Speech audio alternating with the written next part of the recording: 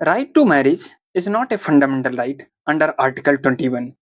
This judgment given by Supreme Court in Superior versus Union of India 2023. Supreme Court said right to marriage is not a fundamental right. अगर हम थोड़ा back जाते हैं तो Ajay Hasia case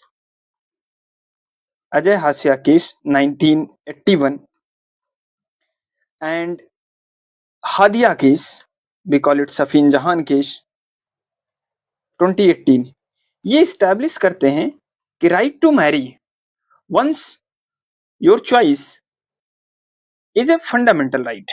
right to choose your partner freely is your fundamental right under article 21. But Supriyo के case में जब homosexual marriage challenge होती है then supreme court said right to marriage is not a fundamental right under article 21. ये एक homosexual case था जिसमें homosexual couples challenge करते हैं केस में रिलेटेड टू मैरिज. अब इसमें प्रॉब्लम क्या है उसको हम समझ लेते हैं. सी जब सुपीरियो का केस चैलेंज होता है तो सुप्रीम कोर्ट 23 में ये कहता है कि right to marriage is not fundamental right because marriage जो होती है ये एक लीगल प्लस सोशल आइडिया है. और जब ये लीगल और सोशल आइडिया है तो ये बहुत सारे लीगल और सोशल राइट्स देती है. मैरिज किसी पर्सन को बहुत सारे राइट्स देती है. फॉर एग्जांपल आपको इनहेरिटेंस का राइट होता है, आपको जॉइंट बैंक अकाउंट ओपन करने का राइट होता है. ओके आपको एडॉप्शन चाइल्ड एडॉप्शन का राइट होता है. कपल सिक्रेसी का अपना एक अलग राइट होता है. सिमिलरली आपको अदर बेनिफिट्स इंश्योरेंस वगैरह के राइट्स होते हैं. और इन सब पे अपने अपने रूल्स रेगुलेशन है. Rules regulation made by whom? The legislature and the executives.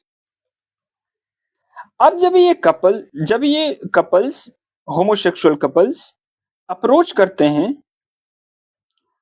Supreme court को in Supriyo case 2023 supreme court denied this marriage right कि होमोसेक्सुअल कपल को मैरिज का राइट नहीं है. एंड ओवरऑल मैरिज जो होता है ये अपने आप में क्या है कि एक फंडामेंटल राइट नहीं है. अब इस बात का क्या मतलब? सी सुप्रीम कोर्ट का आर्गुमेंट यहाँ ये है कि मैरिज सिर्फ एक राइट नहीं है फंडामेंटल. मैरिज के साथ और भी चीजें आती हैं. एक लीगल प्रोटेक्शन आता है, एक सोशल राइट्स आता है, लीगल राइट्स आता है और ये जॉब पार्लियामेंट का है. फॉर एग्जाम्पल जब हिंदू मैरिज एक्ट है और इस हिंदू मैरिज एक्ट में जो कि हेट्रोसेक्सुअल कपल के लिए है, इस मैरिज एक्ट में मैरिज सिर्फ एक नॉर्मल राइट नहीं है, इसके साथ इनहेरिटेंस के right, joint bank account, adoption, insurance, divorce सारे राइट इसी में आते हैं. और ये सारे राइट पार्लियामेंट अलग रूल्स रेगुलेशन से फ्रेम करती है. बट होमोसेक्सुअल कपल के केस में पार्लियामेंट ने कोई लॉ ही नहीं बनाया है, कोई एक्ट ही नहीं है. So supreme court says this is not my job, it is the job of the parliament. Parliament ने अभी तक कोई लॉ क्रिएट नहीं किया है तो हम मैरिज एज ए राइट आपको नहीं दे सकते. Yes, choosing your partner is your right.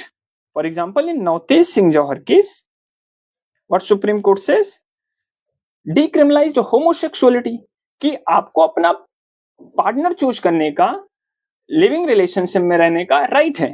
That is your private matter, state will not intervene. But marriage as a wholesome right देने का is not a fundamental right. क्योंकि जब हम marriage as a wholesome fundamental right देने जाएंगे तो हमें इतने सारे लॉज एक साथ आपको देने पड़ेंगे जिस पर पार्लियामेंट अभी कोई भी लॉज स्पेशली फॉर होमोसेक्सुअल नहीं बनाया है. तो Supreme court says marriage as an institution is not a fundamental right because it is social and legal institution especially for the homosexual. And for heterosexual couples in Hindu marriage is an institution, is not a fundamental right, but choosing your partner is a fundamental right. Okay, so for Hindu marriage act parliament has created law. For homosexual there is a no law. So whenever the parliament create the homosexual law, marriage law, then Supreme Court will allow. But right now marriage is not a fundamental right. Hope you people understand.